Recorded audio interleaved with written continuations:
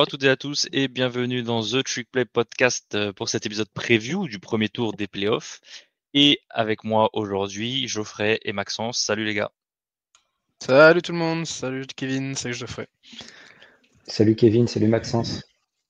On est là, c'est l'équipe du soir. C'est ça, c'est la radio libre. Voilà, C'est la radio, ouais. Libre crypto, on va parler de ce qui nous attend ce week-end. Donc du coup, on va d'abord préciser que une preview beaucoup plus extensive, on va dire, est sortie du match Indiana Notre-Dame, qui a été réalisé par Gus et d'autres personnes. Donc cette vidéo est disponible sur nos plateformes. On vous mettra bien sûr le lien. Et donc on va plus se pencher sur, on va parler très brièvement de ce match-là, bien sûr, et on va bien sûr plus se pencher sur les trois autres matchs. Mais d'abord, ceux qui ne seraient pas au fait, parce que je sais que c'est une situation un peu particulière, c'est la première année des playoffs à 12. On va rappeler très brièvement, encore une fois, comment se déroulent ces playoffs et comment ces équipes sont arrivées ici. Alors premièrement, je note que si vous voulez une explication plus approfondie, encore une fois, là aussi une vidéo a été faite que vous pourrez retrouver sur les réseaux. C'est une vidéo d'une dizaine de minutes où tout vous expliquer. Mais donc pour faire bref, en gros, c'est les quatre champions de conférence du Power 4, donc la ACC, la SEC, la Big Ten et la Big 12 sont qualifiés automatiquement. Puis ensuite, c'est le classement du comité qui fait foi. Il y a aussi, le meilleur champion de conférence du groupe of five. Donc en l'occurrence cette année c'est Boise State, le champion de la Mountain West. Et ensuite le comité choisit les 7 meilleures autres équipes et elles sont classées en fonction du seeding, en sachant qu'on est sur un tableau de playoff fixe. Donc on se rapproche plus d'un tableau de March Madness par exemple, c'est ça, que d'un tableau de playoff NFL. Si jamais vous voyez de quoi je parle sur les deux, donc on est plus, ou même si jamais ça vous parle, on est plus sur un tableau d'une phase finale de Coupe du Monde de soccer ou de sport européen, on va dire. Les playoffs en top 14. Voilà. Le chemin est tracé pour tout le monde et il ne peut pas y avoir de changement, quels que soient les résultats. Si tu es le seed numéro 1, tu joueras forcément le vainqueur du seed numéro 8, 9 et pas forcément le moins bien classé déqualifié. Il n'y a pas de changement. Donc tout le monde connaît le chemin qu'il va devoir prendre pour aller jusqu'en finale. Là où la NFL fait beaucoup de conneries, mais je trouve que le reseeding après chaque tour de playoff, c'est pas une si mauvaise chose. Mais là, et pour le coup, on en a déjà parlé, vu que dès la première année, il y a un cas pratique du fait que ce système d'auto-bid et de qualification automatique pour les champions de conf et de tableau fixe, on va dire, il y a moyen qu'on rechange dès 2026, qui est l'année de réévaluation du format de playoff, si je dis pas de bêtises. Donc, tout à fait. On devrait avoir, je pense, au moins une modification sur au moins un de ces deux sujets. On verra, de toute façon, c'est le format là, oui, c'est déjà l'avant-dernière année de ce format, puisque en 2026, on en aura un nouveau, donc on verra tout ce qui sera proposé. Et donc, du coup, on l'a pas dit, attends. Ouais. Les 4 champions de conférence les plus haut classés sont automatiquement au second tour. Donc Oregon, Boise State, Georgia et Arizona State. Et c'est surtout ça qui met le bazar dans les seedings. C'est ça, parce que de base, tout le monde pensait que bah oui, c'est bien, il y a 4 conférences en Power Force, c'est les 4 meilleures conférences. Il y a 4 places, bah c'est magnifique. Donc chaque champion de conférence aura sa bye week. Et ben non, parce que cette année la Big 12 va pas été folichonne, ils sont un peu. C'est la CC. C'est la CC qui a pas de bye parce que c'est Clemson c'est SMU qui se fait sauter. Non, c'est Clemson qui est champion de conf. Oui, c'est Clemson qui est champion de conf. Arizona State a réussi à prendre le 4e. Mais dans tous les cas, en fait, Boise State. Dans tous les cas, Boise State était le 3e seed avant les finales de conférence, et comme ils ont gagné, ils le sont restés. Et donc, ils forçaient une des deux conférences derrière, la Big 12 et l'Atlantic Coast, à devoir passer par un match ce week-end. Et donc, comme Clemson a upset SMU, c'est eux qui... Parce que si SMU avait gagné, ils auraient été dans les 4 et ce serait Arizona State qui aurait fait le premier tour. Ouais. Mais comme ça n'a pas été le cas, voilà. c'est Clemson qui se coltine au premier tour pour un champion de conférence. Donc du coup, comme on l'a dit, les 4 meilleurs champions de conf ont une bye, donc ne jouent pas ce week-end, et rencontreront les vainqueurs de chaque match qu'on va vous proposer. On va aborder tout de suite le Indiana Notre-Dame rapidement, en précisant que le vainqueur de ce match rencontrera Georgia, si je ne m'abuse. C'est ça. Ouais, c'est ça, exactement. Où est le match Alors, le match donc entre... non, ce sera le Sugar Bowl. Sugar Bowl à Nouvelle-Orléans. C'est au Superdome. Okay. En Louisiane. Donc voilà, ce sera le 2 janvier à 2h45 du matin pour ce match-là. Boise State, eux, sont au Fiesta Bowl en Arizona. Ce sera le 1er janvier à 1h30 du matin. Donc ce sera le match de votre soirée du Nouvel An. Et puis pour le soir du 1er janvier, donc Arizona State qui est à Atlanta pour le Peach Bowl à 19h et Oregon au Rose Bowl à Pasadena à 23h comme d'habitude. Le 1er janvier 23h c'est le Rose Bowl, ça bouge pas. Donc voilà, et puis du coup là on a ce premier tour avec des matchs sur les campus et on va le voir, hein, ça va avoir une incidence assez intéressante parce que on est au mois de décembre, on est à l'extérieur et on joue notamment sur 3 facs du Nord. Donc on va s'attendre à des températures assez froides. Là où les matchs de quart de finale et même les demi-finales, c'est dans des stades de NFL couverts pour la plupart. Ou dans le sud. Ou dans le sud, oui. Donc il n'y aura pas l'incidence du climat. Ouais. On a 3 des 4 matchs qui vont être joués ce week-end qui sont attendus pour avoir un coup d'envoi à température négative. Hein. Donc Indiana Notre-Dame à South Bend, SMU à Penn State qui devrait même être le match le plus froid de tous. Et Tennessee à Ohio State, il n'y a que le match qui va se jouer à Austin qui sera en température positive, qui sera même à des températures assez agréables pour jouer au-delà des 10 degrés. Mais tout le reste, ça va être négatif et ça risque d'avoir une incidence sur le jeu.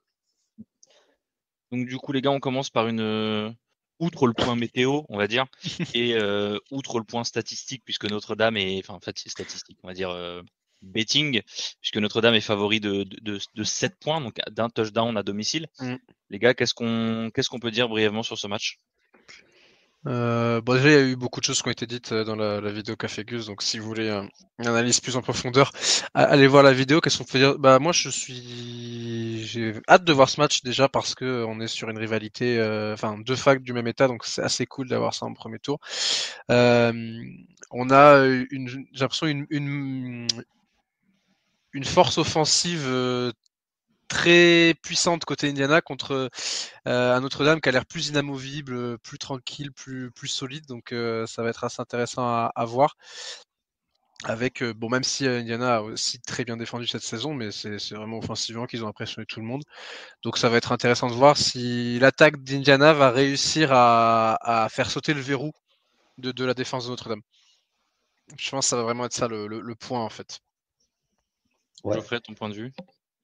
Ouais, et moi je pense en plus l'attaque d'Indiana, ils ont aussi quand même un autre handicap, c'est qu'ils avancent beaucoup par les airs et ils concluent les drives au sol. Sauf que là, ça va se jouer en température négative. En plus, South Bend, c'est au bord d'un des grands lacs, donc c'est possible aussi qu'il y ait beaucoup de vent. Donc ça peut avoir un gros impact sur le jeu aérien des Hoosiers, qui s'en servent beaucoup plus que Notre-Dame. Et des deux côtés, c'est d'excellentes défenses au sol. Donc c'est possible que ce soit un match qui soit très très serré parce que Indiana, ils ont souvent mené très largement leur match et du coup, ils ont encaissé assez peu de yards, mais ils ont encaissé 2 yards et demi par portée et seulement 10 touchdowns au sol. Notre-Dame, ils ont encaissé que 11 touchdowns au sol et ils sont à moins de 3 yards aussi par course encaissée. Donc c'est possible que ce soit un match assez fermé. Mais moi, j'ai quand même peur pour Indiana parce qu'ils se sont fait exploser par Ohio State. C'est ça, il ne faut pas qu'ils refassent le match d'Ohio State, en fait, où ils arrivaient Notre-Dame, ils ont des gabarits NFL, plus comme Ohio State. Donc, c'est possible qu'ils se fassent bien dominer sur les lignes et qu'ils aient beaucoup de mal à avancer. Je pense que ça va être un match fermé. Un autre point aussi qui est important, les deux équipes n'ont pas joué depuis le 30 novembre, donc au moment du coup d'envoi, ça fera 3 semaines qu'ils n'auront pas fait de match, donc ça peut aussi avoir un impact sur les débuts de match, etc. Il y a peut-être une des deux équipes qui peut se faire surprendre là-dessus.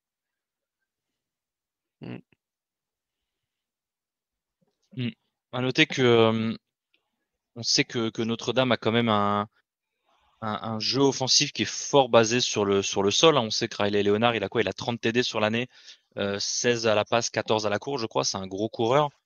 Il fait partie, je crois, avec Daly, le QB de Army, parmi les meilleurs QB coureurs de l'année. Donc à voir aussi, c'est comment est-ce que Indiana va être déjà premièrement Indiana a aussi une des meilleures run defense du pays, mais est-ce que tu vois, moi par exemple, c'est l'analogie que j'avais sur le Oregon Penn State, c'était que Penn State, je pense qu'il n'y avait pas forcément l'attaque pour jouer un shootout et l'attaque pour courir derrière le score de 2 voire de TD voire presque 20 points. Je pense que le scénario idéal pour Indiana, ce serait d'être devant relativement tôt et de forcer Notre-Dame à tout simplement à faire passer la balle à Riley Leonard, quoi. Parce que je suis pas sûr qu'il ait eu tant de situations de passes, on va dire, de passes évidentes. Je pense que la plupart du temps, ils ont quand même la menace du jeu de course qui est là et qui l'aide. Mais Indiana, ils ont une défense qui est sneaky good, ils ont un bon pass rush, ils ont Camara qui est all team, qui est first team Big Ten, si je dis pas de bêtises. C'est 3e team à l'américaine. C'est ça. Donc je pense que le schéma pour eux, c'est vraiment, je dirais même commencer avec la balle. Je pense que commencer avec la balle, être capable de faire un stop. Et quand je dis un stop, c'est même juste un field goal et être capable de remarquer dès le deuxième drive et de vraiment mener ce 14-3 ou ce 14-0 pour mettre la pression psychologique tout de suite sur Notre-Dame, pour calmer aussi un peu le public. Parce que même si c'est un duel d'équipe de l'Indiana, je pense que Notre-Dame devrait avoir la faveur du public, logiquement. Donc, je pense que le début du match tu vois, contre Ohio State, c'était un peu ça. Ils ont réussi sur le premier drive. Ils ont fait un premier drive qui était pour moi l'un de leurs meilleurs de l'année. Ils alternaient passe, course. Ils ont profité d'Igbenogsun et de ses deux fautes aussi, faut le remarquer. Mais je pense que c'est le même schéma. Et ensuite, si tu règles tes problèmes de special team, ce qui veut dire que si ton punter il a catché des ballons depuis un mois et qu'il s'est acheté des mains à Brico Dépôt et que ton équipe de punt en général elle arrête de faire des conneries, ça devrait être un peu mieux que contre Ohio State. Donc oui, c'est vrai qu'il y avait eu ces problèmes-là en special team du côté Indiana qui les avait mis dans la merde contre Ohio State, donc il va falloir être sérieux sur tous les plans en fait. De toute façon, on est sur des matchs de playoff, donc oui, de toute façon là, ça va se jouer sur des détails dans certains matchs. Le moindre turnover va coûter plus cher, le moindre third down va coûter plus cher. Il va y avoir des coachs qui vont moins hésiter à jouer la 4e ou plus hésiter à taper un field goal. Vous voyez comment vous voulez. Donc voilà, là maintenant, il n'y a pas de question de calcul du oui, mais on est que en septembre. Si jamais on perd maintenant, là c'est fini. Là, tu peux pas retenir. Là, il n'y a pas on veut pas montrer notre playbook parce que si tu montres pas ton playbook, tu t'es pas là la semaine d'après. Donc là maintenant, c'est win or go home. Donc là maintenant, il y a plus à se cacher. Et donc c'est ça aussi qui est bien avec ce système de playoff, c'est que voilà, c'est all out. C'est win or go home. C'est ça. C'est pour ça que j'aime bien ce genre de match. En plus, c'est une opposition qu'on n'a pas. C'est une opposition qui était beaucoup dans l'ancien college football, mais qu'on n'a pas eu depuis 1991, si je dis pas de bêtises. Ouais. Je crois que la dernière opposition, c'était 91. Et même avant ça, c'était dans les années 60. C'est un match qui est surtout joué dans les années 20-30. Et match qui est à l'avantage, la confrontation est à l'avantage de Notre-Dame, forcément. C'est un plus grand programme de football qu'Indiana, qui à la lumière sur son programme de football pour la première fois depuis toujours. En fait, je pense que c'est la meilleure saison de l'histoire. C'est leur meilleure saison de l'histoire. C'est la première fois qu'ils vont jouer pour un titre national. Alors même s'ils démarrent en bas de la montagne, mais donc voilà, voir aussi la gestion de ces événements-là. Du côté de Notre-Dame, on connaît quand même un peu plus cet environnement-là, même si ça n'a pas toujours été une franche réussite lors de l'époque des playoffs à 4, même avant, puisqu'ils courent après un titre depuis 88. Donc je pense que ça va jouer aussi peut-être côté expérience, côté Notre-Dame, on va dire en termes de programme de ce genre de match-là. Et ils sont ils sont sur une run depuis la défaite contre Northern Illinois qui est quand même vachement impressionnante et ils ont quand même été très sérieux depuis cette défaite-là. Et c'était Marcus Freeman qui le disait, en fait, on est sur une playoff run depuis la 3e semaine parce qu'on savait que la moindre 2e défaite nous aurait sorti complètement des playoffs. Donc là aussi, c'est pour ça que moi je pense quand même que Notre-Dame va l'emporter contre Indiana sur ce point-là notamment. Okay. Donc Maxence, tu vois Notre-Dame, Geoffrey. Mais comme tu dis, je pense que ça va être un match serré quand même parce que les conditions de jeu et tout feront que je pense pas que ça va partir en shootout. Geoffrey. Notre-Dame et je pense que ils cover, mais genre pas de beaucoup, quoi. Pas ils gagnent de 2 ou 3 touchdowns. Je pense qu'ils cover. Ils gagnent de 10 points, quoi. Genre juste, ils gagnent de 10 points ou juste d'un touchdown comme c'était prévu, quoi. Ok. Moi, j'avoue que je suis tiraillé un peu là. Le cerveau dit Notre-Dame, le cœur dit Indiana. En fait, je t'avoue que le match d'après, c'est Georgia. Et moi, je réfléchis en tant que fan d'Oregon et je sais que la finale est à Georgia. Donc, je me dis très clairement, s'il y a une équipe de ce côté qui, pour moi, peut battre Georgia, c'est potentiellement Notre-Dame. Donc, bien sûr que j'ai envie que l'Indiana gagne. Je pense que c'est un match-up qui peut favoriser Indiana. Mais je me dis, est-ce que moi, très honnêtement, je préfère. J'ai pas envie d'aller à Atlanta et de jouer Georgia. Je pense que personne du côté du bracket d'Oregon, s'ils y vont, ont envie que ça arrive aussi. Donc, je pense que pareil, je vais dire le cerveau logiquement va dire Notre-Dame, un peu comme Geoffrey. Je pense pas que ça joue tant que ça. Tu vois, pas comme un Notre-Dame Army ou Notre-Dame Navy. Non, c'est Indiana a quand même plus de qualité que Notre-Dame et Army. Après, encore une fois, Notre-Dame, ils ont pris cette avance-là contre Navy Army parce qu'ils les ont forcés à faire des erreurs en début de match et derrière Army et Navy devaient lancer parce qu'ils étaient derrière et on sait que ces équipes-là, quand elles sont derrière, c'est compliqué. Indiana, c'est un peu ce qui s'est passé dans le deuxième quart-temps contre Ohio State avec beaucoup d'erreurs. Donc, il faut aussi qu'Indiana reste dans le match tout le long.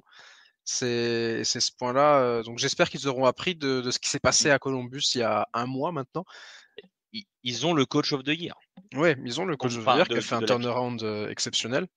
Non, c'est pas le coach de l'année. Alors si de la Big Ten et du college football, si je dis pas de bêtises. J'ai un doute, mais je crois que si c'est le coach de l'année. En même temps, amplement mérité. Il est fou, bien sûr. Bien sûr. Et même moi qui veux, encore une fois, je veux bien militer pour Lanning, seule équipe en 13-0.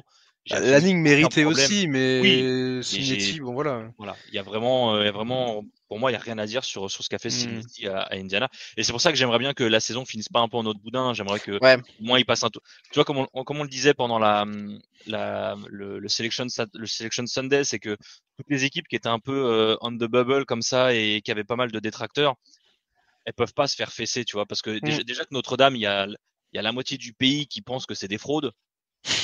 Si en plus tu es là et tu prends 50 pions contre Notre-Dame, ça aide pas ton cas et puis même ça aide pas le cas des équipes un peu tendancieuses, on va dire ça comme ça, sur les années suivantes. Donc il faut qu'on ait ces petites équipes entre guillemets qui soient capables de au moins tenir la dragée haute à des gros programmes comme Notre-Dame. Donc ouais, je verrai une victoire, je vais dire un 30-21 pour Notre-Dame. Ouais. Et donc du coup, donc on l'a dit, le vainqueur rencontrerait Georgia. À la Nouvelle-Orléans. De la Nouvelle-Orléans.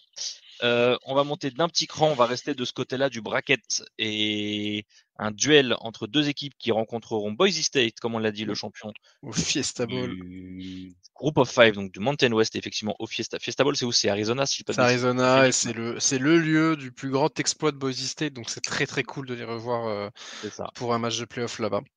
Et donc ils affronteront le vainqueur de l'équipe classée numéro 11 et donc là aussi je me suis rendu compte, c'est drôle, c'est qu'il y a deux premiers tours qui jouent entre deux équipes qui n'étaient pas du tout en finale de conf, qui n'ont pas du tout de conf en parlant de Notre-Dame, et deux autres premiers tours qui regroupent les quatre perdants sauf Clemson du coup parce que Clemson a gagné, mais qui regroupent les trois autres perdants. Donc, des équipes qui ont joué en fait tout simplement. Voilà. Pas forcément eu de bye week quoi. Au moins c'est bien. Dans ce sens-là, c'est bien et tout le monde est dans le même rythme. Après, même si elles n'ont pas eu de bye week, il y a eu 2 semaines pour tout le monde, donc c'est pas non plus. Disons que à ce niveau-là, le Army Navy game tempère un peu l'avantage d'une bye week, on va dire. Donc numéro 11 SMU, finaliste malheureux de ACC, qui se déplace à Happy Valley chez le numéro 6 Penn State, malheureux finaliste de la Big Ten.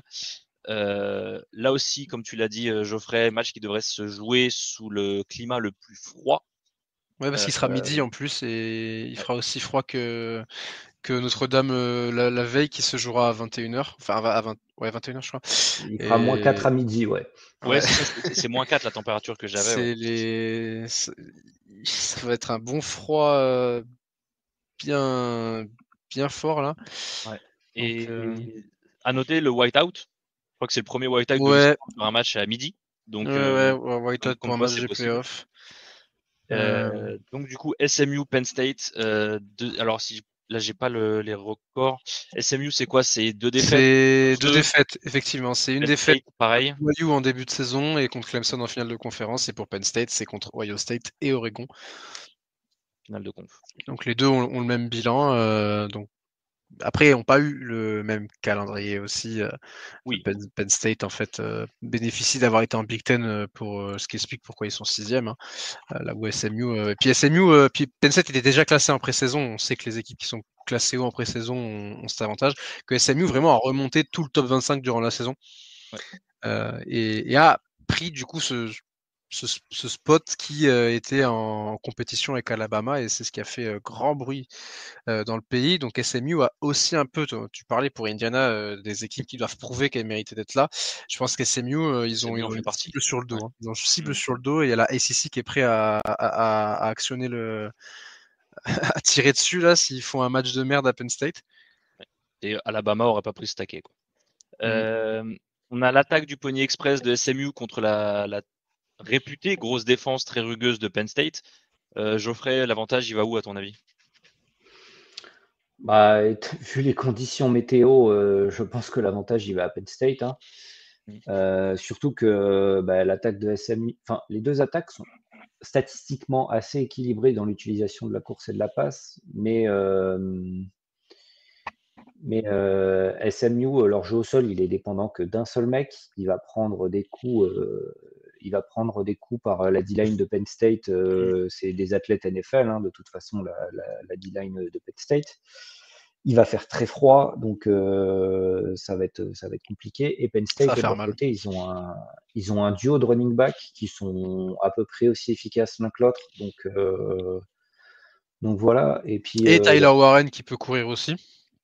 Et Tyler Warren aussi qui peut être une wild card, qui peut courir, qui peut faire plein de trucs.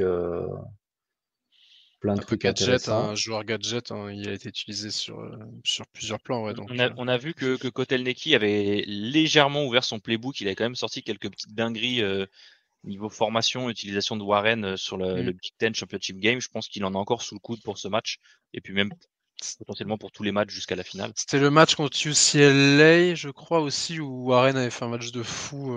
Non, contre USC. C'était contre USC aussi, ouais. Où Warren, il fait un gros match à la course, il a une feuille de stats assez hallucinante sur ce match. Ouais. Deux petites. Alors tu disais que le match était à -4 et alors autant pour Indiana, Notre-Dame, effectivement, c'est deux équipes du même état, donc la différence c'est pas et se fera pas ressentir pour l'équipe à l'extérieur. Là, par contre, SMU, ils sont basés à Dallas.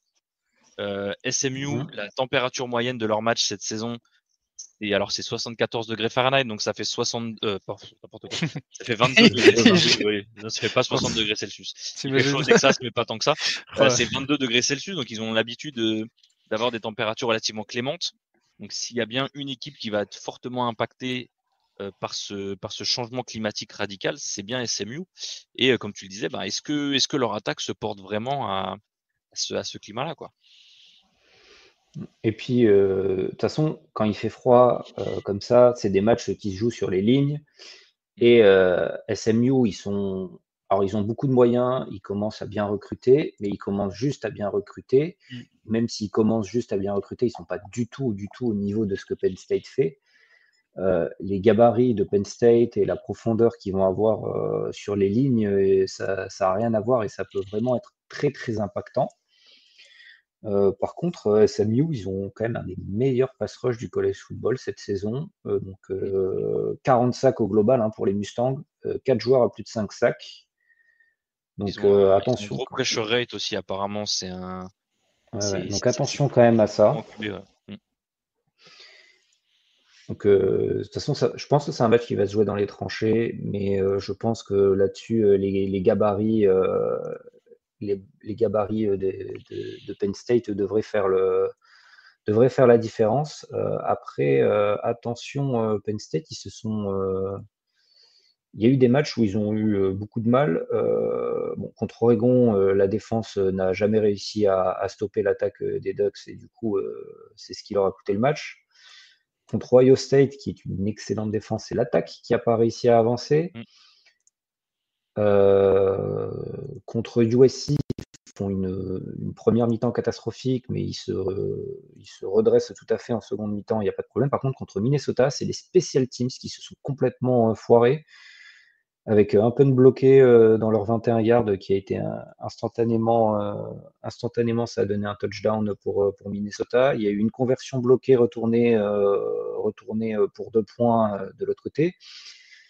Et ça, clairement, c'est des choses que tu peux pas te permettre dans un match de playoff. Donc attention aussi aux special teams avec le froid, le kicker qui aura pas touché qui va avoir été assis pendant le kicker ou le punter, qui va avoir, enfin plutôt le punter parce que le kicker il touche pas la balle, mais qui va avoir été assis par moins 4 degrés, qui va pas avoir touché un ballon et qui va devoir rentrer directement, saisir une balle correctement et tout, ça peut avoir un impact aussi. Donc attention à ça.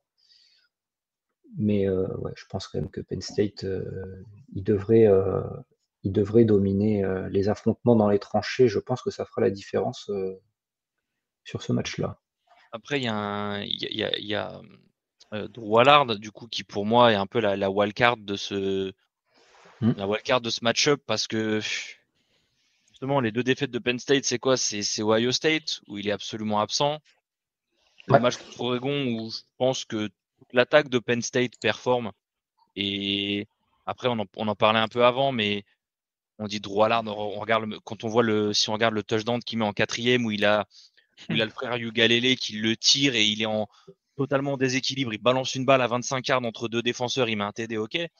Les 2 situations les plus chaudes de Penn State, c'est quoi dans le match? C'est le punt sur les 1 yard, où il commence sur leur 1 yard, il veut faire la passe, il se fait intercepter, la balle est retournée 1 yard, Oregon marque le jeu suivant et prend 3 TD d'avance. D'accord? Deuxième situation chaude, drive de légalisation en fin du match. Ils sont en 2e et 1, 2 minutes warning, enfin 2 minutes timeout, pardon. Premier jeu après les 2 minutes en 2e et 1, il prend un shot, on en a parlé la dernière fois, une fade qui doit jamais être lancée, il se fait intercepter, il perd le match. Donc certes, statistiquement, oui, à la course, je crois qu'il met 2 TD à la course, il a porté ses tripes, on va dire, dans le jeu au sol, il a des flashs, mais il a quand même des passages où on se dit, on comprend pourquoi il a décidé de rester en NCAA, parce qu'il est pas assez, il est pas fini, pas dans le sens méchant où on l'entend, bien sûr.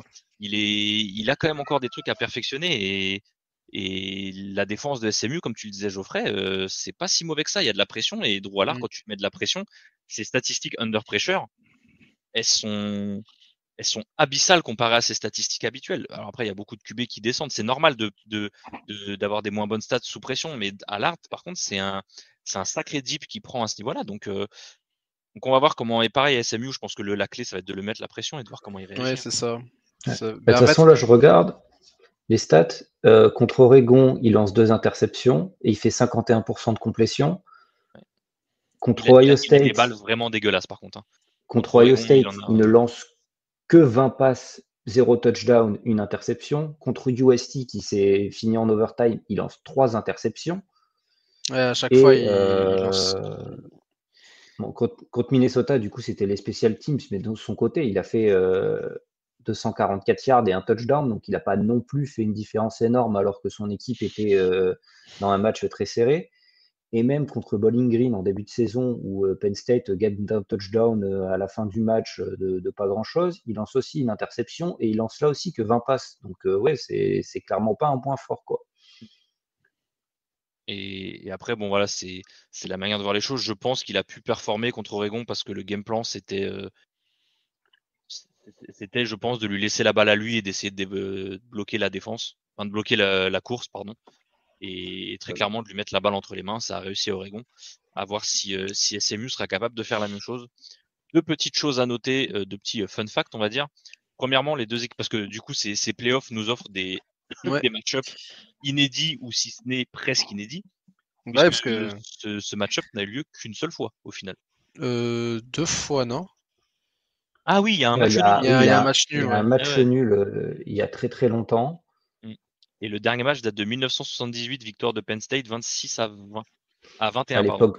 À l'époque du Bah, de toute façon, SMU est une équipe qui arrive du group of 5 dans le Texas. Penn State, c'est un très gros programme de Big Ten, donc forcément, c'est pas des programmes qui tu penses quand t'es Penn State, tu penses pas forcément à programmer du SMU dans ton calendrier de temps en temps. Donc ouais, non, c'est cool, ça va être sympa de voir cet affrontement-là.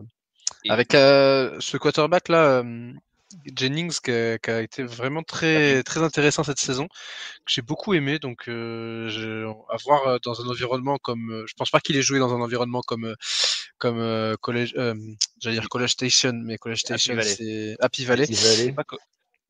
C'est College State ou le nom de la ville, je crois. Hein. C'est bon, bah, Happy Valley, c'est vrai que va falloir gérer ça aussi. Hein, le fait de jouer dans un match de playoff à Penn State sur un whiteout, alors même si c'est un whiteout à midi, hein, mais le public jouera son rôle également. Mais bon, Jennings, il est capable de courir aussi. C'est pas un gros coureur, c'est pas un Lamar Jackson, mais il est capable de le faire. Donc ça peut aussi. Et très grosse résilience. Hein, quand tu vois le match contre Clemson, la deuxième mi-temps qu'il fait, alors que la première était vraiment pas bonne. Ils ont rien lâché, ils ont réussi à revenir contre Clemson. Donc c'est une équipe qui, je pense, ne lâchera rien. De toute façon, c'est les playoffs, hein, personne ne lâchera rien. Mais ils peuvent emmener Penn State dans un match où il va falloir faire le moins d'erreurs possible. Et on sait que Penn State, dans les grands matchs, ça déraille très souvent. Donc, ouais, moi, j'ai envie de... Je pense que Penn State va gagner. Mais j'ai quand même l'envie de call un upset, tu vois. Si je dois call un upset, c'est... Enfin, j'ai un autre upset dans mon truc, mais c'est pas vraiment un upset l'autre match. Mais ouais, le SMU, je pense qu'ils peuvent emmener Penn State loin et je pense que ça va se décider à une possession dans ce match-là. Juste une chose à noter, parce que là on a parlé des deux quarterbacks. Penn State SMU, c'est quand même le duel entre deux équipes dont les quarterbacks numéro 2 ont transféré. Donc Beau Pribula a annoncé sa mise sur son entrée sur le portail des transferts en fin de semaine dernière, si je dis pas de bêtises. Il n'a pas encore trouvé d'équipe. Hein. C'est ça. Et là, on a appris aujourd'hui, et il jouera pas. Et là, on a appris que Preston Stone, du coup, le QB2 de SMU, alors lui, c'est l'autre cas, c'est que du coup, il a déjà annoncé son transfert à Northwestern. Mais à l'inverse, lui, par contre, finira les playoffs avec les Mustangs. Ouais, à Northwestern, du coup. C'est bien. De cette nouvelle ère. Je pense que c'est bien quand même de faire ça, c'est-à-dire de déclarer le transfert, mais de rester dans ton équipe. Jusqu'à la fin des playoffs, je pense que c'est la bonne attitude quand même, tu vois, à avoir. Même pour Northwestern, le coach de Northwestern, tu dis, bon, le gars vient pas tout de suite, mais en même temps, il n'abandonne pas son équipe à un moment crucial. Donc ça, c'est cool. Et puis de toute façon, je pense que c'est un peu le comportement que les joueurs qui se mettent sur le portail des transferts pendant les playoffs devraient avoir. Maintenant, ils l'ont pas tous. Mais bon, on est un espèce de croisement où les playoffs arrivent, le portail des transferts prend une place énorme. Il y aura des réglages à faire, je pense, dans les années à venir pour éviter ce genre de situation assez ubuesque. Les gars, les Nittany Lions favoris de 8,5 points au Beaver Stadium. Votre prono? Moi, comme j'ai dit, je pense victoire Penn State, mais d'une possession dans un match ça va être serré, tu vois. Je pense. J'ai envie de croire aux Mustangs dans ce match-là, donc. Geoffrey? Penn State qui cover pas, voire même genre de 3 points. Ils ont eu plusieurs matchs serrés cette année qu'ils ont réussi à gagner, donc Penn State qui cover pas parce que bon, on a dit Penn State il se rate dans les grands rendez-vous, mais il se rate contre des équipes qui ont des Des équipes top effectifs. Donc, Penn State, mais de pas beaucoup, comme ils ont fait souvent cette saison. Si ça perd contre SMU, James Franklin, c'est fini. Je sais pas. C'est quoi, si ça perd contre Georgia, je t'aurais dit non. Ouais, il a la pression quand même sur ce match-là. Tu vas en finale de Big Ten, tu gagnes pas. Tu vas en premier tour de playoff, t'as le chemin le plus simple de tout le monde. Tu perds au premier tour. C'est vrai que ça la fout mal. Après, je pense qu'il. Ah, mais il y a qui de dispo? Voilà, c'est ça. Je pense qu'ils n'ont pas vraiment. S'ils l'auraient viré depuis. S'ils avaient trouvé quelqu'un de. Mais. Quand même, hein. C'est pas dans l'habitude de la maison. Hein. Ils ont eu Joe Paterno pendant 50 ans. Ils l'ont gardé longtemps malgré les scandales, etc. Donc, c'est pas vraiment le genre de la maison. Mais il est plus en odeur de. Enfin, il est pas en odeur de sainteté à Penn State. Enfin, au niveau des fans et tout, la plupart veulent le voir partir. Il joue quand même beaucoup sur ce match-là. Ouais, mais là, je vois, il a signé en 2021 un contrat de 10 ans à 85 millions. Ouais, il faisait partie de ses coachs avec Mel Tucker. Non, pas Mel Tucker. Oui, Mel Tucker à Michigan State. Mais c'est l'année où ils étaient tous à plus de 10 millions. Ouais, c'est ça. Ouais. Donc, il y a encore, il va rester, après cette saison, là, il va rester encore 6 années sur le contrat, donc encore plus de 50 millions. Plus de 50 millions à payer, c'est quand même pas. C'est pas négligeable. C'est pas négligeable. Voilà, s'il le vire là cette année, c'est 56,7 millions. Ouais. Comme ils n'ont pas le Pony Express pour financer ça. Moi, j'avoue que je pense que ce sera pas le match où Drew Allard sera exposé comme une fraude qu'il est. Et je pense que Penn State gagne et cover. Malheureusement pour SMU. Comme on disait, Penn State, il se trouve dans les matchs où c'est plus ou moins équivalent niveau effectif. Et je pense que c'est pas le cas sur ce match. Donc je pense que Penn State gagne je dirais même de touchdowns. Si SMU gagne et que c'est un SMU Boise State, et ESPN diffuse le match ou pas? Alors je pense qu'ils auront pas envie, ils vont aller te le foutre, ils vont changer l'heure, ils vont te le foutre à 5h du matin. Parce que ça, c'est ESPN. Ouais, T'imagines le quart de finale entre une ancienne équipe G5 et une équipe G5 actuellement. Et encore, non, ça va parce que ça sort une équipe de Big Ten. Si SMU a sorti une équipe de SEC pour voir ce match-up, alors là, c'était le QG de ESPN implosait là. Et d'ailleurs, attends, à noter parce qu'on parle de diffuseurs. Alors nous, on n'est pas forcément concernés, mais ce match sera diffusé sur TNT et non pas sur des chaînes habituelles entre guillemets du college football. Comme ABC, ESPN, NBC ou quoi. Et d'ailleurs, ils diffusent pas de college football durant la saison régulière, mais ils ont récupéré les droits. Et d'ailleurs, Clemson, Texas aussi. Ouais. Sur Max et sur TNT. On passe de l'autre côté du bracket et on remonte petit à petit et on passe sur le futur adversaire des Sun Devils d'Arizona State. On enlève les manteaux. C'est ça, et on va aller se réchauffer du côté d'Austin au Texas pour le match qui oppose les Texas Longhorns. Est-ce que Texas is back? Premier élément de réponse contre les Clemson Tigers de Dabo Swinney, classé numéro 12. À noter Dabo Swinney qui a enfin lâché son premier transfert sur le portal officiellement. Bravo Dabo. Il est des nôtres. Il a pris un mec de Missouri State, hein, mais. Oui. Mais il a pris son transfert comme les autres. Voilà. Oui, après c'est un transfert, mais c'est pas non plus le gros transfert. Mais il commence. Voilà. Petit à petit, il faut le laisser. Il a craqué. Il a fait, c'est bon, allez. Il est plus puceau. Les gars, encore un duel d'équipes en orange. D'ailleurs, ils sont tous du même côté du plateau d'ailleurs. Clemson, Texas. Encore une fois, deux équipes qui finissent pas la saison de la même manière. Texas qui se qualifie quand même pour son SEC Championship Game, qui perd une deuxième fois contre Georgia. Clemson qui sort du diable Vauvert, qui profite du marasme de la SEC et de Miami surtout pour se qualifier et battre SMU. Le samedi, bon, à heure française, à 21h, ils étaient la tête dans le seau. Les playoffs, c'est foutu après la défaite contre South Carolina. Syracuse, ils sont occupés de Miami. Puis là, Clemson, ça a été, ils avaient une fenêtre et ils l'ont prise. Hein. C'est ça. Ils ont eu chaud, sur un gros match. Gros match de Kate Klubnik. Ouais, Kate Klubnik, il y a du mieux. On lui a pas mal chié dessus l'année dernière après le match contre Georgia, mais lui aussi, il est quand même là cette saison. Et il a fait une belle finale. Honnêtement. Le problème de Clemson, c'est qu'ils ont des brain farts de temps en temps, un peu comme le Clemson depuis 2-3 ans, et ça a failli leur coûter leur saison. Ils s'en sortent bon gré mal gré. Texas avec un Quinn Ewers qui rassure toujours pas. Il y a de plus en plus de questions sur quand est-ce que Manning va rentrer.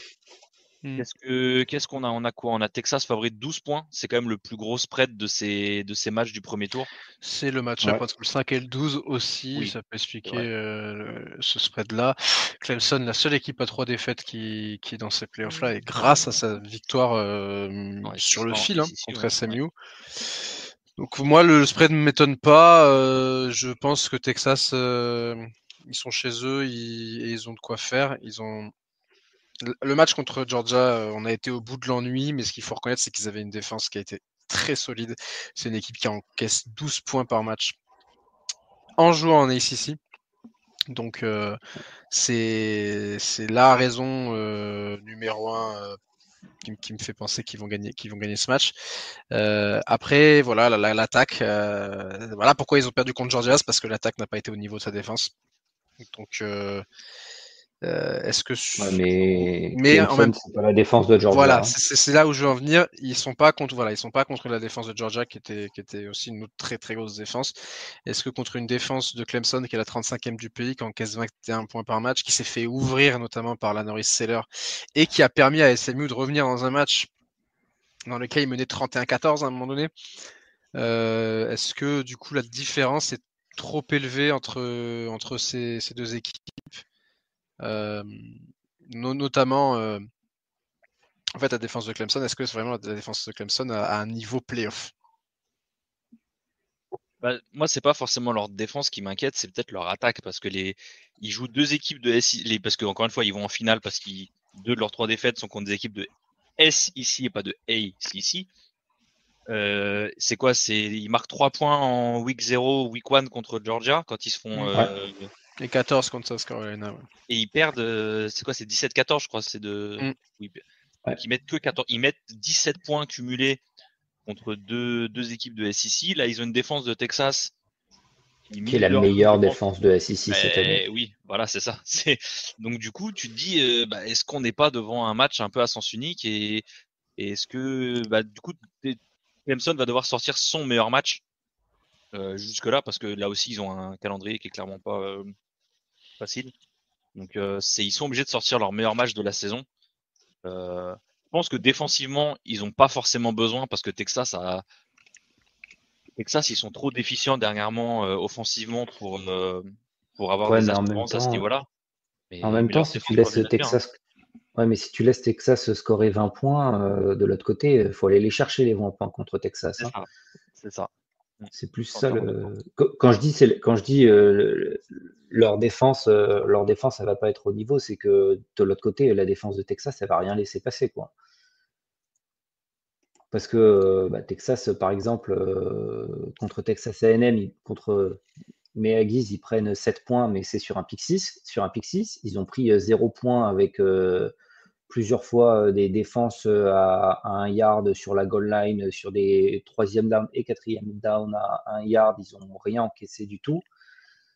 Ils ont encaissé plus de 20 points que 3 fois cette saison. 2 fois contre Georgia et 1 fois contre Vanderbilt. Sinon, c'est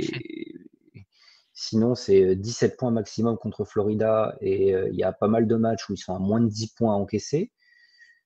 Donc en fait, c'est ça le problème, c'est que est-ce que Clemson va réussir à. En fait, c'est ça, est-ce que Clemson va réussir à marquer 20 points? Parce que s'ils marquent 20 points, ils peuvent vraiment mettre en danger l'attaque de Texas.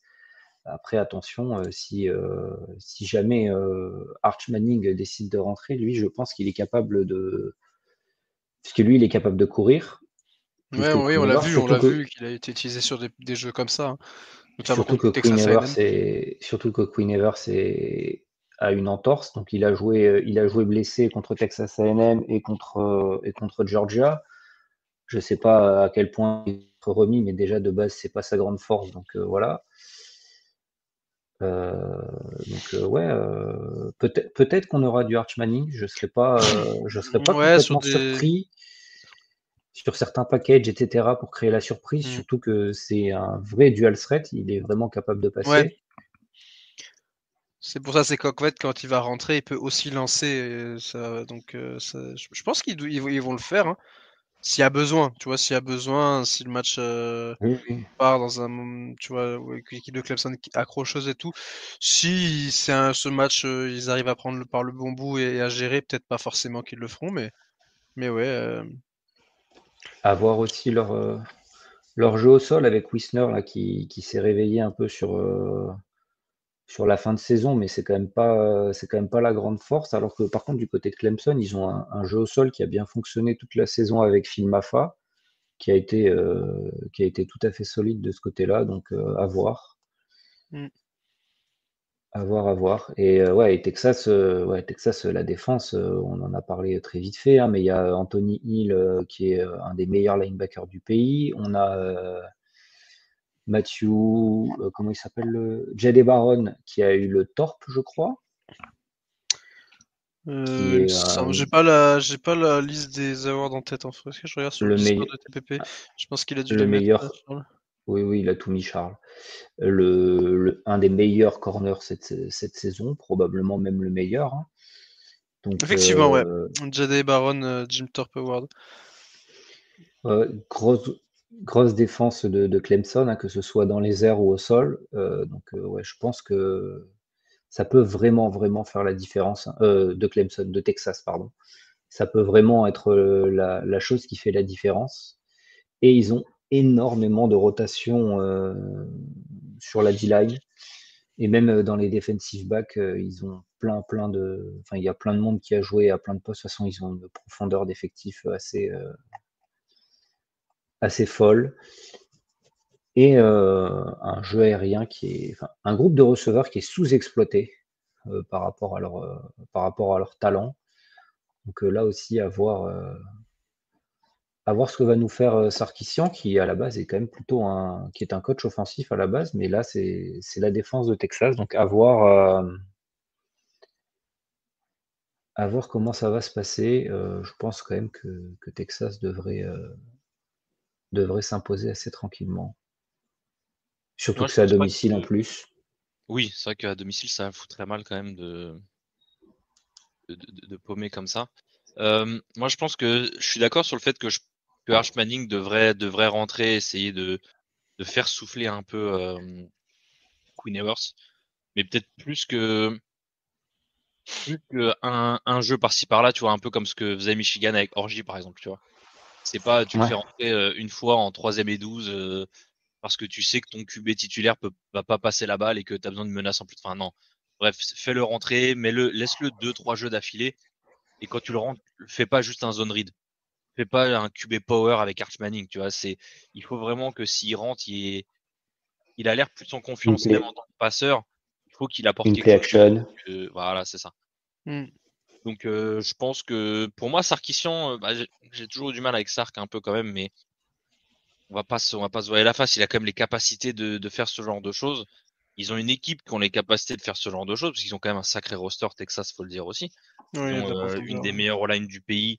Alors j'ai pas vu Kelvin Banks Jr. qui a eu Kelvin Banks, on connaît bien Oregon vu que c'était une grosse target. A été élu meilleur lineman du pays. Ouais. Qui est attendu dans le top 10, top 5 de la prochaine draft. Même leur O-line en tant que unit, hein, si je dis pas de bêtises, ils sont finalistes avec Oregon et Army, du Joe Moore. Du Joe Moore Award pour le titre de la meilleure O-line que du coup qu'a gagné Army.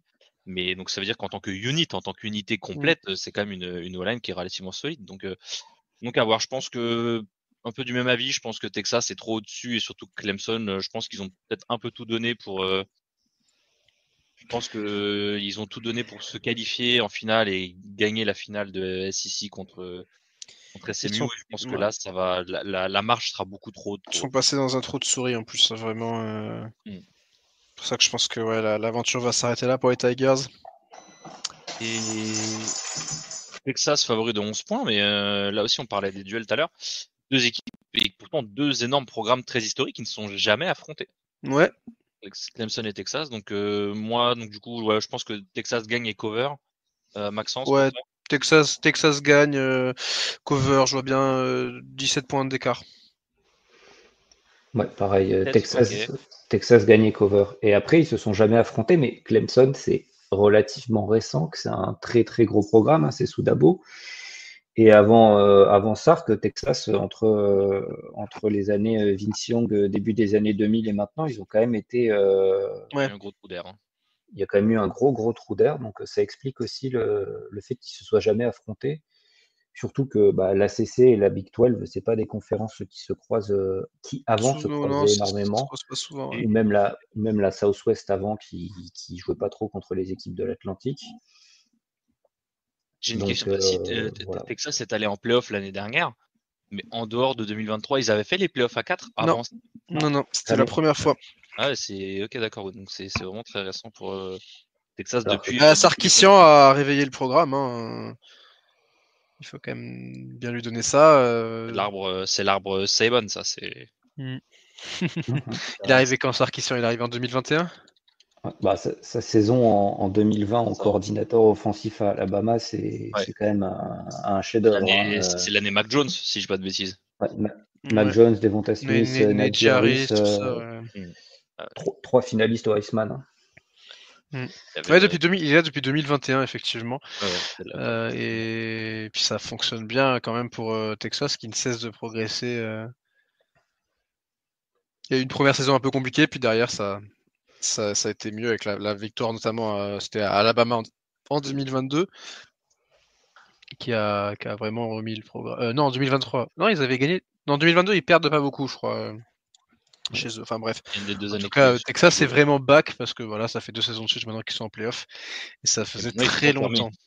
Maintenant, il faut confirmer. L'année dernière, ils ont perdu dans un gros match, c'était contre Washington, c'était joué sur la fin de match, je crois, c'était touchdown de la victoire pour Washington. Non, une interception dans la end zone de Washington qui avait scellé le match. Là, maintenant contre Clemson, bon, ils sont favoris. Clemson arrive de très très loin. Je pense que l'écart est grand entre les deux équipes et Texas va le faire respecter. Et surtout, eux aussi, ils ont un pass, un chemin jusqu'à la finale nationale qui est relativement facile, entre guillemets, et je mets des guillemets là-dessus parce que rien n'est facile dans ces playoffs, et encore moins en cette année 2024 qui est très très chaotique, mais ils rencontrent le vainqueur de ACC qui était classé, qui est la seule équipe, on l'a dit, à 3 défaites. Ensuite, ils vont jouer Arizona State, donc qui est le vainqueur de la Big 12 qui a été ultra cannibalisante aussi, et Arizona State qui est très clairement non, il y a Boise du coup, mais et pas non plus, c'est pas Oregon, c'est pas Georgia, on va dire. Ensuite, si battent Arizona State, ils rencontrent potentiellement, certes, Oregon, Tennessee ou Ohio State, dont on va parler juste après, mais ils jouent à domicile, puisque c'est, à domicile, relativement, puisque le match se jouera au Cotton Bowl. Même si tu joues contre un gros adversaire, tu joues au Cotton Bowl. Donc ils ont certes 3 matchs, mais ils ont quand même des avantages dans ces 3 matchs. Et pareil, eux aussi, je pense que c'est l'année ou jamais. Même s'ils ont Manning derrière, et je pense qu'ils ont quand même au moins 2 ou 3 ans avec lui derrière. Et ils ont un chemin qui est potentiellement pas mal quand même jusqu'à la finale nationale. Ils peuvent faire. Et d'ailleurs, on verra, mais peut-être que dans les playoffs édition 2026, la Big Ten notamment va essayer de ne pas avoir toutes les demi-finales, enfin les quarts de finale qui se jouent dans les New Year Six, parce que en fait, du coup, c'est systématiquement des équipes du Sud qui auront la possibilité de jouer à domicile. Et il y a quelques DOM dans le Nord qui pourraient faire l'affaire, donc on verra ça plus tard. Mais oui, c'est quelque chose à suivre aussi, parce que je pense que c'est quelque chose qui ne convient pas du tout à la Big Ten. Ouais, mais ça, ils subissent un peu l'histoire du college football où les bowls ont très souvent été joués dans le Sud. Et donc forcément, les bowls du Nouvel An se jouent là-bas, se jouent dans ces villes-là depuis très longtemps. Donc forcément, là, c'est pas leur avantage. Ouais. Et puis malheureusement, tu peux pas forcément te débarrasser des gros balls majeurs des New York Six pour la fin d'année. Parce que eux, ils ont besoin. Tu peux pas donner des New York Six à des équipes qui ne sont pas parmi les 12 meilleurs du pays, qui sont pas en playoff, tu vois. C'est ça le problème, ça effectivement. devient un peu compliqué. On finit sur le dernier match-up de ce premier tour. L'équipe vainqueur rencontrera Oregon au Rose Bowl, l'équipe numéro 1 du pays, seule équipe encore invaincue. Et donc seul match qui ne se joue pas, c'est le match le plus à l'ouest, donc c'est limite c'est ce qui arrangerait le plus Oregon. Le match à Pasadena. Tennessee numéro 9 qui se déplace à Columbus dans l'Ohio pour y affronter les numéro 8, les Ohio State Buckeyes. Match donc du coup avec les deux têtes de série les plus proches, hein, donc potentiellement le match le plus équilibré. Mais Ohio State quand même favori de 7,5 points à domicile. Encore une fois, je pense que le climat n'est pas totalement responsable de ce touchdown d'écart. Qu'est-ce que vous en pensez, les gars? Deux équipes assez semblables dans leur. Bon, déjà, deux équipes qui n'ont pas joué depuis 3 semaines. Deux des meilleures défenses du pays et les deux équipes avaient des attaques qui n'ont pas toujours été convaincantes, même si celle de Tennessee, statistiquement, notamment sur les points par match et tout, est un peu meilleure que celle d'Ohio State. Ça va être un match, moi, c'est le plus gros match de ce week-end, clairement. Tennessee a notamment à la course avec Dylan Thompson qui a été très très actif cette saison. Il a été finaliste notamment pour le Doak Walker Award, qui est le joueur principal de l'attaque de Tennessee face à la meilleure défense du pays, Ohio State. Donc ça va être intéressant de voir le jeu de course. Et puis bien sûr, Tennessee, c'est aussi des jeux explosifs avec Thornton Jr. à la passe, enfin à la réception. Donc on va voir. Du côté des deux quarterbacks, on a un Will Howard qui n'a pas été très convaincant, pas toujours très à l'aise, et un Nicolas Yamaleava qui parfois pêche un peu, mais parce que manque d'expérience. On rappelle, hein, c'est un true freshman. Donc là, la match est intéressante. Redshirt freshman, pardon. Redshirt freshman. Donc ça va être très intéressant de voir ça. Ça va être, je pense, un match très défensif. Je pense que ça va être un match très défensif et d'ailleurs le total des points est à 45 points, donc les deux équipes qui en marquent une vingtaine de points. Honnêtement, je pense que ça va être ça et très très curieux de voir qui arrivera à dominer, notamment dans les tranchées, puisqu'on sait c'est un match, il va faire froid et tout, donc comme on l'avait dit notamment pour Penn State et SMU, on sait que les matchs se jouent, surtout les matchs de playoffs, se jouent souvent dans ce secteur de jeu, donc voilà un peu la présentation des joueurs qu'il faudra surveiller. Ouais, donc Dylan Thompson, je pense, va être très important du côté des Vols parce que je pense que le jeu de course va être clé. Geoffrey, Volunteers, Buckeyes, tu penches de quel côté? En vrai, je suis pas d'accord avec le spread qui est donné 7 points d'avance sur Ohio State. Je pense que c'est un match qui va être plus serré que ça. 3 points. 3 points. Je donnerais. En fait, je pense qu'en vrai, c'est deux équipes qui sont à peu près équivalentes dans ce qu'elles font dans le jeu. Je pense que Ohio State devrait avoir 3 points parce que c'est l'équipe à domicile, donc c'est ce qui me fait pencher un tout petit peu pour Ohio State. Mais de toute façon, ça va être un match. Il fait froid, hein, c'est aussi un match en température négative. Donc attention, Tennessee, c'est une équipe de SEC, c'est une équipe du Sud, mais Knoxville, c'est dans les Appalaches, donc c'est pas non plus. C'est pas Miami, quoi. Il fait pas 30 degrés au mois de janvier. Deux très très grosses défenses avec des deux côtés des bons pass rush, plus des quarterbacks qui ont du mal sous pression. Il va faire froid, donc c'est pas l'idéal pour les receveurs. Je pense que ça va être un match qui va se jouer sur le jeu au sol. Tennessee a quand même montré là-dessus, ils ont été capables à tous les matchs de gros volumes pour Dylan Thompson, hein, qui a une vingtaine de courses en moyenne par match. à lui tout seul. Face à lui, le one-two punch Judkins Henderson, qui déçoit un peu, à mon avis, comparé à ce qu'on attendait d'eux en pré-saison. Ohio State, en plus, qui ont deux ou trois gros blessés sur la O-line en plus. Toujours McLaughlin au centre qui est absent. Ça se ressent. Qui était le Remington, donc le meilleur centre du pays. D'ailleurs, un an après la catastrophe en playoff à Alabama, où il y avait des gros problèmes de snap, et il est parti d'Alabama pour ça. Et il va à Ohio State, il gagne le Remington, mais du coup, à la O-line d'Ohio State qui est en difficulté. On l'a vu notamment contre Michigan. Je pense que ça va être un match probablement assez similaire. Après, je pense quand même que du côté d'Ohio State, on va faire évoluer le play call. On va pas essayer de jouer sur 100% sur l'affrontement physique sur les lignes parce que c'est pas ce qu'il leur a réussi. Et puis ils ont par contre le meilleur receveur du match, le meilleur groupe de receveurs, mais même le meilleur receveur du match avec Jeremiah Smith. Et ça serait dommage de ne pas s'en servir dans un match aussi important. Ouais, ils avaient fait la boulette contre Michigan. Il y a Chip Kelly, Ryan Day qui avait pas mal été critiqué Oui, sur leur choix de course. C'est ça, ils avaient beaucoup couru intérieur sur Graham et Grant. Le peu de fois où ils avaient couru extérieur, ça avait bien réussi, mais ils ont couru genre que 3 fois off tackle ou un truc comme ça. Pareil, ils savaient pas trop utiliser les receveurs. Là, je pense que clairement, comme tu disais, je pense que Chip Kelly a capté qu'il a le meilleur corps de receveur, je pense, du college football et que ce serait bien qu'il s'en serve.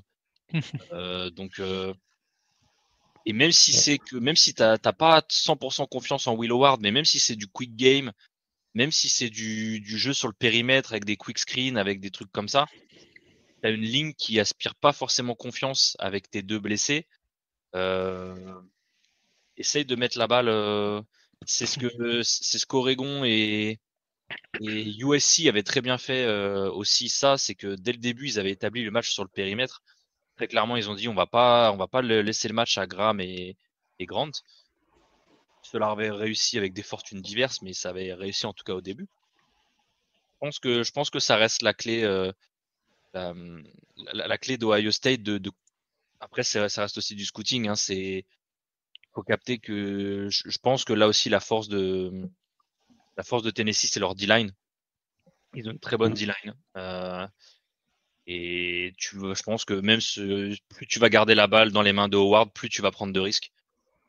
Ça va être quick game, ça va être jeu sur le périmètre, c'est ce qu'on appelle des longs end-off en fait. C'est des jeux qui te permettent, c'est pas des vrais passes, c'est de la quick screen qui te permettent de gagner 4-5 yards et qui complémentent, on va dire, ton run game. Donc, et Chip Kelly, c'est quand même un mec je veux dire, quand il était au Oregon, je vais pas dire que c'est lui qui a inventé ça, mais bon, pas loin quand même, quoi. Donc, c'est pas comme s'il connaissait pas, il était pas capable de le faire.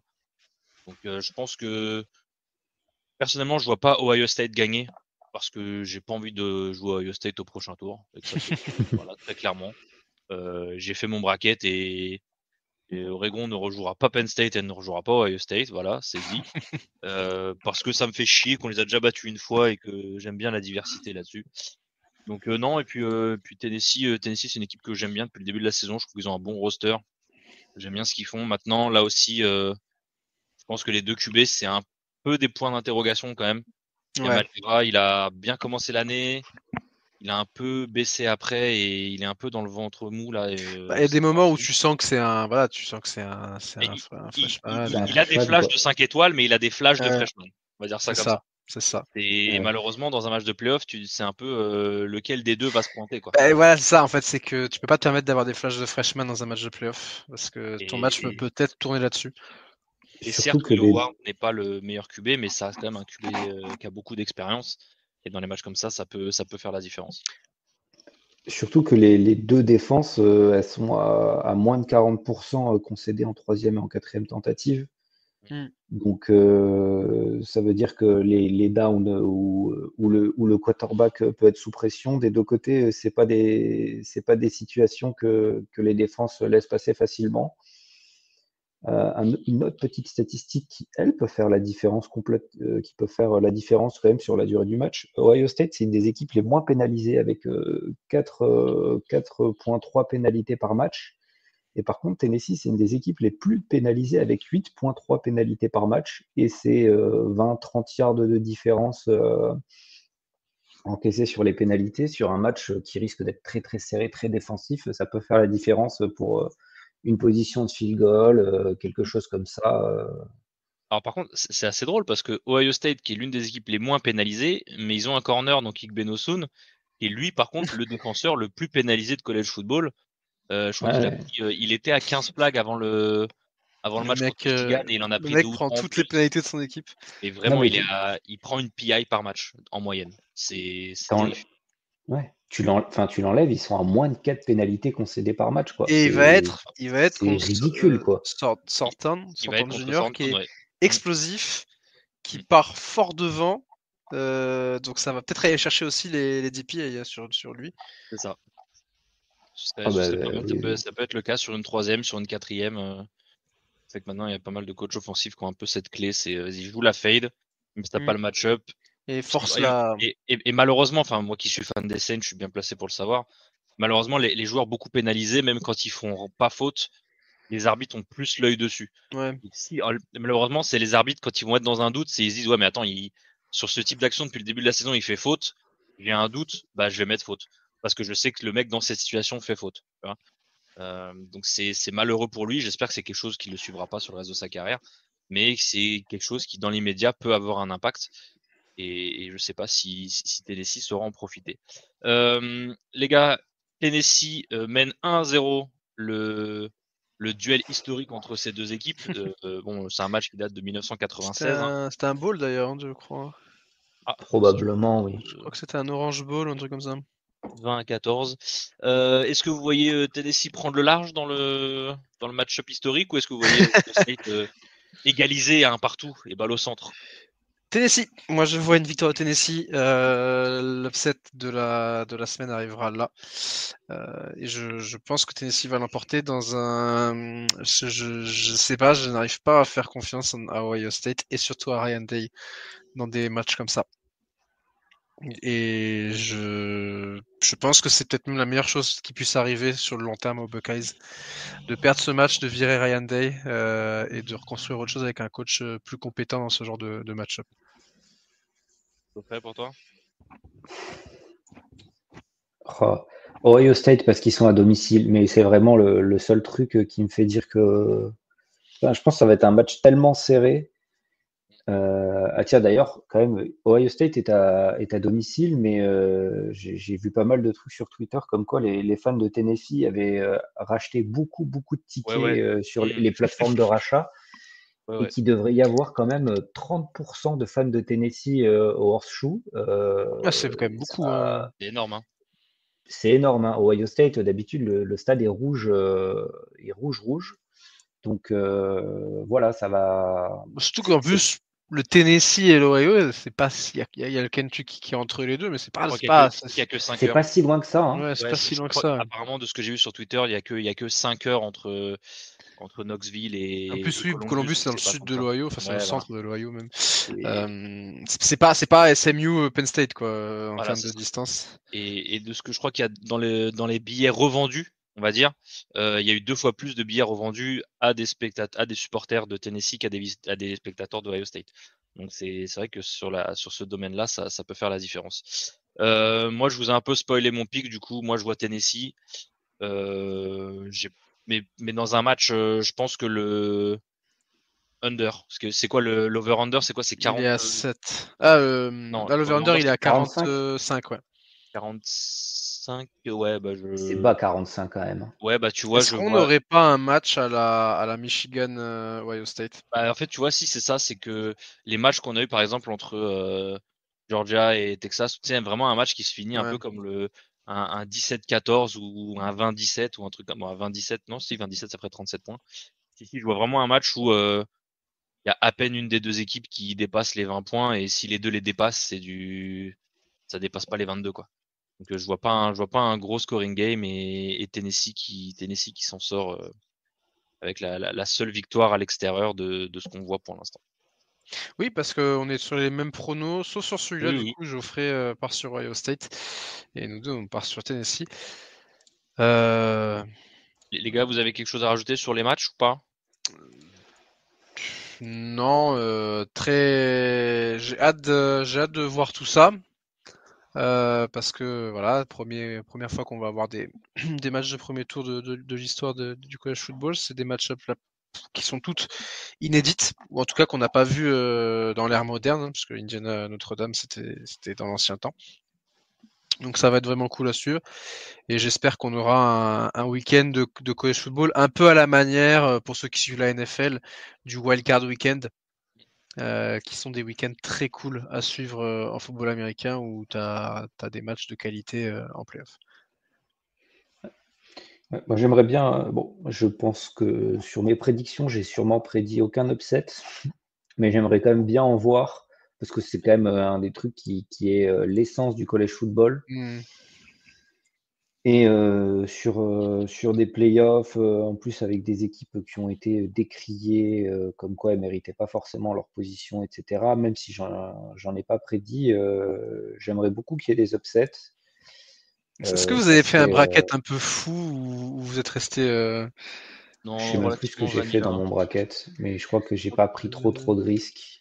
Moi, j'ai pris 2 risques. Tu vois, je voulais sur le bracket, je voulais faire paumer Penn State, mais comme on disait, je les vois pas paumer contre SMU et contre Boise. Moi, je suis le fou du bus. Boise va le faire. Je crois que j'ai mis Boise aussi, parce que ça me ferait marrer. Mais je crois que c'est le plus gros upset que j'ai mis. C'est pas un upset techniquement, Boise et c'est le non. Attends, on va faire un truc. Vegas, c'est un upset. Voilà, essaye de mettre $1 sur la victoire de Boise. Un upset quand tu vas voir Moi, je crois que le seul upset que j'ai mis, c'est victoire d'Arizona State contre Texas. Ouf. Parce que un petit Oregon Arizona State. Ah oui, mais toi, t'as pensé aussi aux Ducks. Non, pas forcément. C'est que il veut revoir la Pac-12. Voilà, je suis très nostalgique de la Pac-12. Et vraiment, j'avais cette idée-là. Et en plus, je voulais un Dan Lanning versus Kenny Dillingham. Souvenir du bon vieux temps. Je pense que ça peut être un match très très intéressant. Bon, on en parlera dans une autre preview. Je suis pas sûr qu'on ait un 1-2-6 du coup, vu qu'on a fait la preview un peu en avance. Donc on vous tiendra au courant. Encore une fois, si puis surtout qu'il y a des matchs, il y a des matchs le vendredi et tout, donc c'est un peu. Il y a un match. Il y a un match, c'est lequel? La bataille de l'Indiana. Notre-Dame-Indiana. C'est Notre-Dame-Indiana, c'est ça. Tiens, d'ailleurs. Ouais. À checker, mais j'ai vu un truc sur Twitter comme quoi ça serait le premier match depuis 1906 qui se joue un vendredi à South Bend. Voilà. Oui, j'avais vu ça. La date, je peux pas te confirmer ça, mais effectivement, ça fait très longtemps qu'il n'y a pas eu de match le vendredi soir. Puis c'est aussi depuis le 30 et un match qui sera pas diffusé et un match qui sera pas diffusé sur NBC alors que voilà, c'est ça aussi. C'est ça, je crois que c'est la première fois que ESPN ESPN et ABC diffusent un match à South Bend depuis il y a une des deux chaînes, c'est Ever, et l'autre c'est depuis un truc genre 30-40 ans ou quelque chose comme ça. Parce que le contrat télé de Notre-Dame avec NBC, ça date des années 80, je crois. Je pense que cette info sera dans la preview qu'a fait Gus et ses amis de Notre-Dame. Donc encore une fois, c'est dommage, ils ont pas réussi à trouver un fan des Hoosiers pour. On vous mettra le lien à dispo si jamais vous avez envie de preview ce match un peu plus en profondeur. On vous met bien sûr le lien du explication en profondeur aussi des playoffs à 12. On vous tient au courant bien sûr si on fait un 1-2-6. On se retrouve la semaine prochaine pour le récap de ces 4 matchs et potentiellement en même temps la preview des quarts de finale avec les équipes en bas qui entrent en lice. Messieurs, ce sera pas mal merci d'avoir été là ce soir. Puis il y a la Bowl Season bien sûr qui continue à côté. Bien sûr. Avec des bons petits matchs tous les soirs. On n'en a pas parlé, il n'y a pas eu d'épisode depuis. Si vous ne vivez pas dans une grotte en dehors du college football, vous êtes au courant, mais Travis Hunter a gagné le Iceman. Ça a suscité de grands débats parmi les membres du podcast. Mais voilà, juste fallait quand même le dire puisqu'on n'a pas fait d'épisode depuis et c'est quand même le award le plus important parce qu'on en a quand même parlé d'un paquet d'awards entre temps. Oui. Ça, c'est quelque chose qui, je pense, on abordera dans l'éventualité d'un épisode, voire d'un live de fin de saison de récap. C'est quelque chose qui, de toute façon, sera très abordé pendant nos live drafts, en sachant que les 4 finalistes sont éligibles à la draft, donc Travis Hunter, Ashton Genty, Dylan Gabriel et Cameron Ward. Oui, puis les 4 vont y aller, puisque voilà, les 4 seront à la draft et draftés relativement tôt, sauf peut-être pour Dylan Gabriel qui devrait tarder un peu plus là-dessus.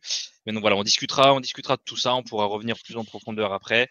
En tout cas, on vous souhaite un bon week-end de college football pour le premier tour de ces tout premiers matchs de playoff à domicile, ces playoffs à 12, première édition. Ouais.